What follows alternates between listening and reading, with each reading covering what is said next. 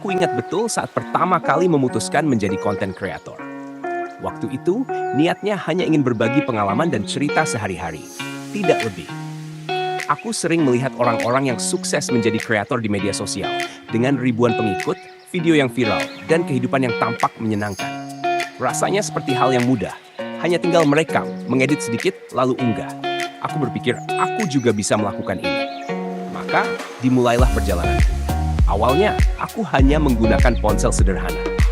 Aku mulai dengan merekam hal-hal kecil, seperti rutinitas pagi, tempat-tempat yang aku kunjungi, dan hal-hal yang menurutku menarik.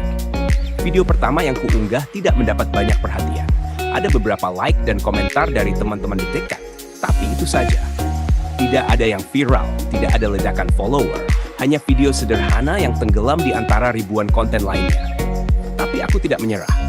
Aku terus mencoba, meski diam-diam ada perasaan kecewa. Setiap hari, aku belajar cara baru untuk mengedit, mencoba memahami apa yang sebenarnya disukai orang, dan mencari inspirasi dari kreator-kreator besar. Hari-hari berlalu, minggu berganti minggu, dan hasilnya tetap sama. Kadang aku merasa kesabaran itu benar-benar diuji di sini. Setiap kali aku melihat orang lain yang baru mulai, langsung mendapatkan ribuan pengikut, aku mulai meragukan diriku sendiri. Apa yang salah? Kenapa aku tidak bisa seperti mereka?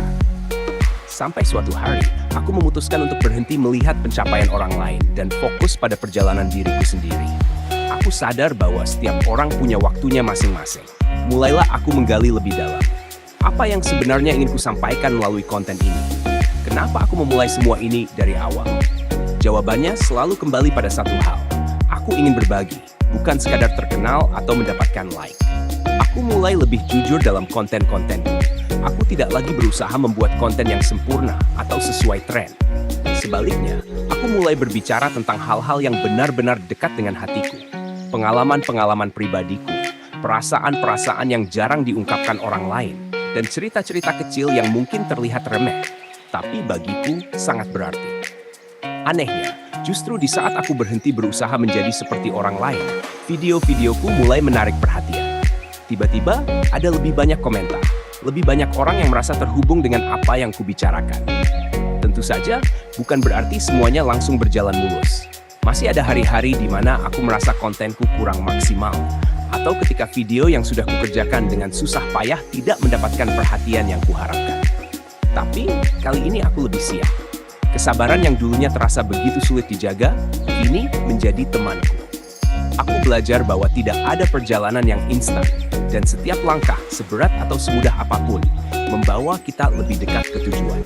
Satu momen yang sangat berkesan bagiku adalah ketika seseorang mengirim pesan pribadi, mengatakan bahwa salah satu videoku telah membantunya melewati masa sulit.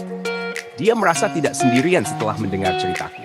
Itu adalah saat di mana aku benar-benar merasakan dampak dari apa yang kulakukan. Semua kerja keras, semua waktu yang dihabiskan untuk mengedit, menunggu, dan berharap tiba-tiba terasa sepadan. Itu bukan tentang jumlah like atau subscriber, tapi tentang koneksi yang sebenarnya dengan orang-orang di luar sana. Perjalanan sebagai content creator memang penuh lika-liku. Di satu sisi ada tantangan konsistensi, bagaimana terus menciptakan konten yang bermakna dan relevan. Di sisi lain ada tekanan dari diri sendiri untuk selalu berkembang dan memberikan yang terbaik. Namun, di balik semua itu, ada kepuasan yang tidak ternilai ketika melihat dampak positif dari apa yang kita buat. Aku belajar bahwa kesabaran bukan hanya soal menunggu hasil, tapi tentang bagaimana kita menghadapi setiap proses dengan tulus dan tekun. Kini, setelah beberapa tahun menjalani kehidupan sebagai content creator, aku bisa bilang bahwa kesabaran adalah kunci utama. Banyak orang mungkin melihat content creator yang sukses dari luar dan mengira itu adalah perjalanan mudah. Tapi yang tidak mereka lihat adalah berjam-jam usaha di balik layar. Mulai dari brainstorming ide, pengambilan gambar, mengedit hingga larut malam, sampai menunggu umpan balik dari audiens. Itu semua membutuhkan komitmen yang tidak main-main. Namun, jika kita sabar dan terus percaya pada apa yang kita lakukan, kesuksesan pada akhirnya akan datang. Mungkin tidak dalam bentuk ribuan pengikut atau video yang viral, tapi dalam bentuk sesuatu yang jauh lebih berharga.